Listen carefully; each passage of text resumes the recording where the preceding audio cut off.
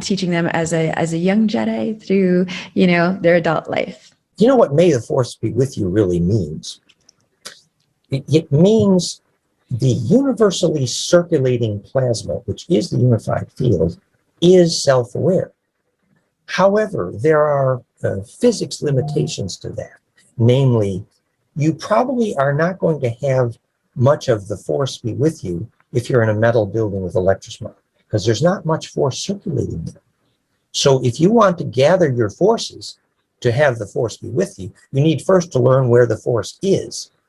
And I may say that when the famous Cozy Rev put the Cozy Rev mirrors, they got military qualities telepathy every time, talk about calling the Force. They made a measurement in nanoteslas of the cross of the Earth magnetic line first, which is also where Korotkov followed the Kogi to find where they made phone calls to ancestors and measured the fractality of the air. So step one for a Jedi is to understand there are places where the Force can be with you and places where it's not going to be with you. And even Castaneda talked well about the place of power in a room. Every room has a place of power. What he meant was the place where the capacitance is centripetal enough to feed your aura.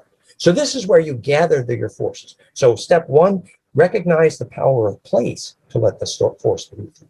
Of course, two is recognize the power of diet. You're going to need live food and happy DNA. The ancient Hopi blue corn you could call the wind every time. We know the physics. But today's corn causes mucus because that DNA is angry for monoculture, which is like kids in jail for 100 generations. Monoculture is bad news. So genetic diversity is the key to your diet, as live food forces.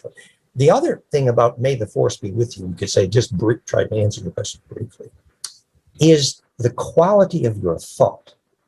So effectively, look, here is a collective plasma domain. It's a fractal field called the ancestral grid or sacred space. It's a circulating plasma field, and there are nodes in its sacred spaces. And this is the physics of collective unconscious ancestor memory, Akashic records. It's the only physics. It's the only physics of action at a distance. And that array has gathered a library of survival memory over 1 billion years, DNA collective unconscious. It's DNA radio physics, absolutely. And that radio that exists in that intelligent, self-aware library of survival information is going to flow to those who think a shareable thought. Very simple. So every time you feel something intensely, your hair stands up, as his mind is right now, absolutely. You think a shareable thought, and then the plasma, all the plasma around, even the mountain over there, that plasma comes to me if I think a shareable thought. I'm serving the collective survival called the Eureka principle, and I get a little bit of bliss. So if you learn to think shareable thoughts continuously, you could call it thinking pure principle. So it means that every night when you go to bed, if you can play your day backwards and not interrupt the movie, it means you've processed the emotion. It's been compressed well.